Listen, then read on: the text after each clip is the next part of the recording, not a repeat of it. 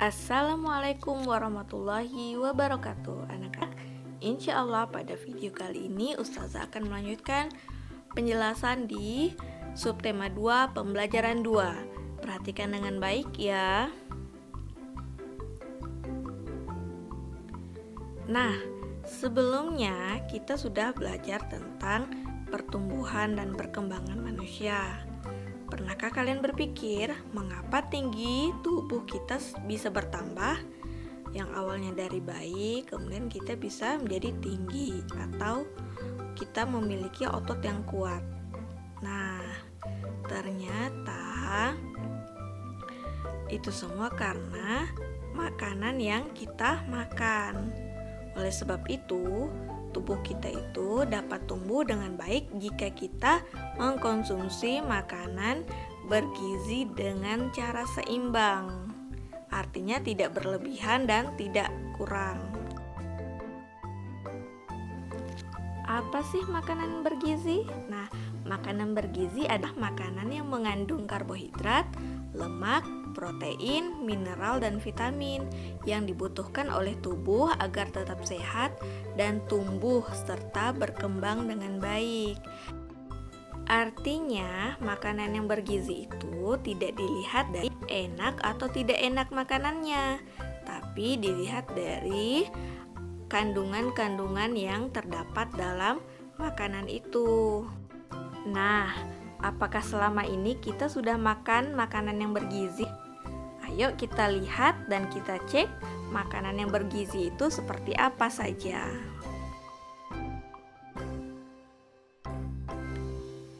Yang pertama, makanan bergizi harus mengandung karbohidrat.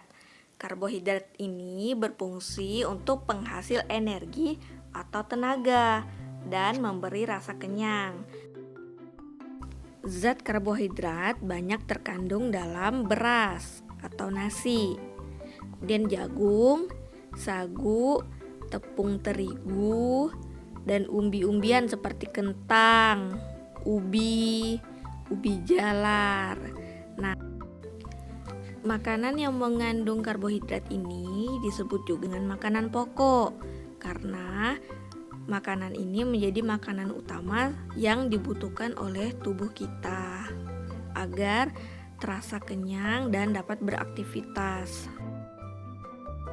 Karbohidrat sangat dibutuhkan tubuh saat banyak beraktivitas seperti bermain, berolahraga, belajar. Nah, kalian pasti pernah kan saat bermain kalian merasa kelaparan karena bermain membutuhkan energi. Dan saat belajar kalian juga merasa kelaparan karena untuk berpikir kita juga membutuhkan energi. Maka dari itu energi dapat kita peroleh dari makanan yang mengandung karbohidrat.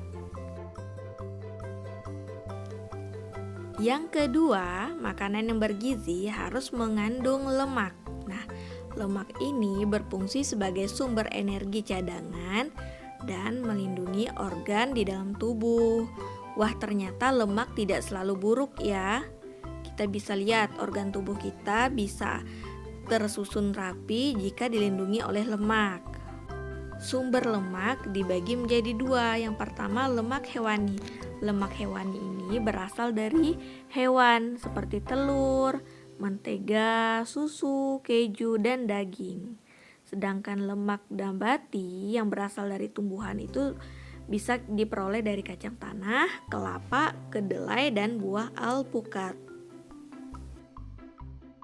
Perlu untuk kalian ketahui bahwa jika kita mengkonsumsi lemak dengan berlebihan, maka akan terjadi kegemukan dan akan berakibat buruk bagi kesehatan tubuh kita. Maka dari itu, kita harus makan dengan seimbang. Yang ketiga adalah protein. Protein berfungsi sebagai pembentuk sel tulang, sel otot, dan sel kulit, dan mengganti sel yang rusak. Tahukah kalian bahwa tubuh kita memiliki bagian paling kecil yaitu sel, Nah, sel ini dibentuk oleh protein. Maka dari itu, bayi yang sedang tumbuh sangat membutuhkan makanan yang mengandung protein agar dapat tumbuh dengan sempurna. Protein dibagi juga menjadi dua, yaitu hewani dan nabati. Protein hewani terdapat pada telur, daging, ayam, ikan. Sedangkan protein nabati terdapat pada brokoli, kacang-kacangan seperti kacang tanah, dan kacang kedelai atau olahannya ya seperti tempe dan tahu. Dan ternyata kekurangan protein bisa membuat nafsu makan kita berkurang, bahkan sampai busung lapar. Sehingga pertumbuhan kita juga bisa menjadi terhambat. Maka dari itu, kita harus mengkonsumsi makanan yang mengandung protein secara seimbang. Keempat, mineral. Mineral berfungsi sebagai zat pembangun dan mengatur kesehatan tubuh. Ternyata di dalam tubuh kita ada yang namanya sistem peredaran darah, sistem kelenjar, dan pertumbuhan tulang. Nah, mineral ini sangat berguna agar peredaran darah kita lancar, agar peredaran kelenjar kita lancar, dan agar tulang dapat tumbuh dengan baik dan maksimal. Beberapa mineral yang dibutuhkan tubuh seperti zat besi, yodium, zat kapur, dan fosfor.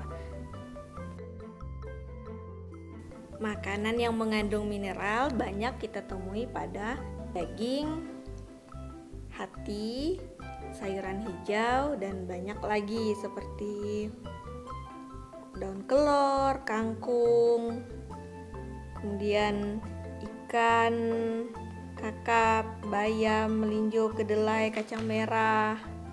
Kemudian pada daging sapi, daging ayam, jagung, dan lain-lain.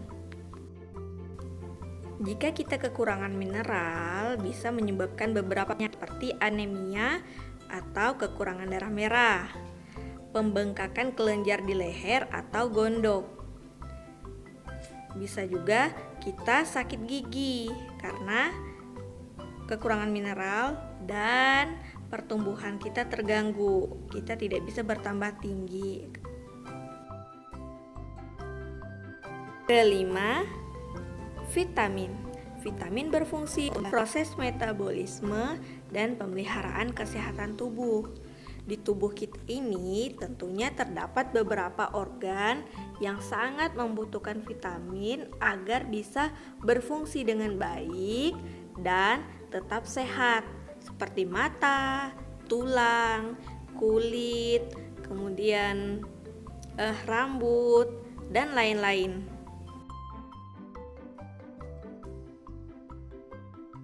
Makanan yang mengandung vitamin terdapat pada buah-buahan, sayur-sayuran.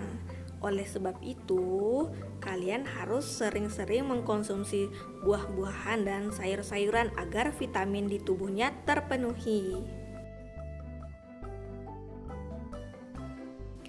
Kekurangan vitamin akan mudah terserang penyakit, misalnya hewan karena kurang vitamin C dan mata rabun karena kekurangan vitamin A. Dari informasi yang sudah kita pelajari tadi, kita coba untuk mengingat. Nah, Ustazah sudah menyiapkan satu kata yaitu vitamin. Nah, untuk membuat kalimat kita harus rajin-rajin membaca agar terbiasa dengan kalimat-kalimat yang baku. Kita harus memasukkan kata vitamin dalam kalimat yang akan kita buat. Seperti ini.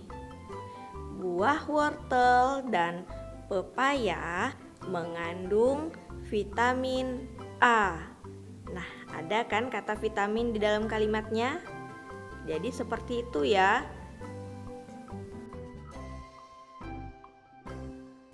Nah, anak-anak, kalian yang sedang mengalami masa pertumbuhan harus perhatikan pola makan kalian.